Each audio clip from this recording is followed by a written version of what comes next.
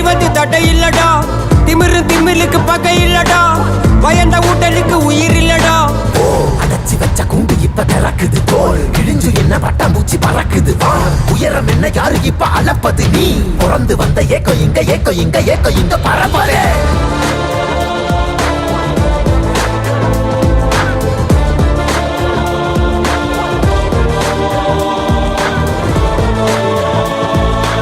காட்டியாலைக்கு ஒரு பாதை,